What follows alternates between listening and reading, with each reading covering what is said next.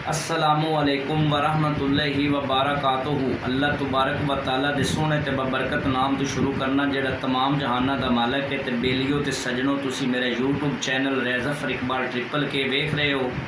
मेरे चैनल को सबसक्राइब भी करना है, लाइक भी करना है, तो बैल आइकन नूं लाजमी दबा लेना है। तो अज की गल का आगाज़ करने हैं कि किसी पिंड दे विच ना एक लड़की होंदी है, तो उनकी शरत होंदी भी मैं उस बंदे नाल शादी करनी है जिहड़ा मैनू परदे विच रखे। तो जदों उनकी शरत होंदी है ना, तो उस पिंड दी एक लड़का होंदा है, तो वो उनकी शरत मनण वास्ते तैयार हो जाता है, तो उनदे नाल कर लैंदा है शादी।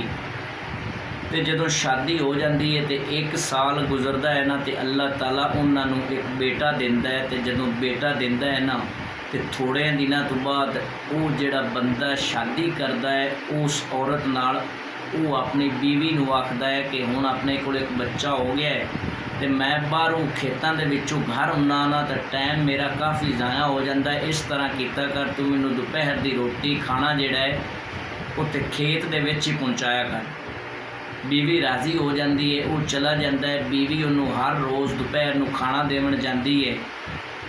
एक साल मजीद गुजर जाता है, तो अल्लाह ताला उन्होंने दूसरा बेटा देता है। तो जदों दूसरा बेटा देता है ना, थोड़े दिनों तो बाद फिर खावंद अपनी बीवी नूं आखदा है कि हुण अपना गुजारा नहीं होंदा, तू भी मेरे नाल खेतों दे विच मैनूं काम करवाया कर। तो बीवी राज़ी हो जाती है।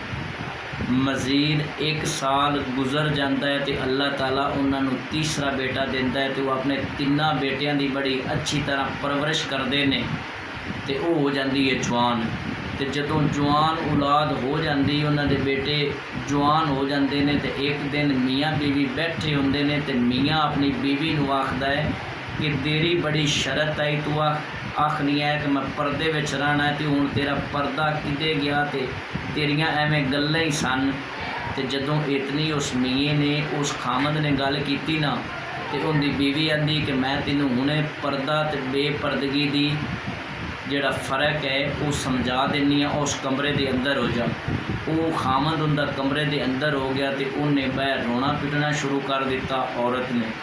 थोड़ी देर तो बाद जिहड़ा पहला बेटा परदे विच पैदा होया सी वो आया, तो उन्हें पूछा अपनी माँ तो कि अम्मी जान की होया, तो उन्हें दस्या कि इस तरह तेरे वालिद ने मैनू मारिया है। उस माँ नूं बड़े प्यार ते इतराम ते इज्जत दे नाल समझाया कि घर दे विच लड़ाई झगड़ा हो जाता है, तो वो वालिद मेरा थानू प्यार भी तो करता है, मार लेने तो प्यार भी तो करता है। वो समझा के ते चला गया। और जिहड़ा दूसरा बेटा जदों आया ना, जिहड़ा अद्धा परदे विच पैदा होया सी ते अद्धा बेपरदगी विच, जदों वो आया ना, तो उन्हें अपनी वालदा तो पूछा कि अम्मी जान की मसला है, क्यों अज रो रहे हो। तो उन्हें वालदा आउंदी ने दस्या कि तेरे बाप ने अज मैनू मारिया है। तो वो पहले तो उन्हें बड़ा गुस्सा किया, तो बाद विच माँ नूं समझा के ते वो भी चला गया।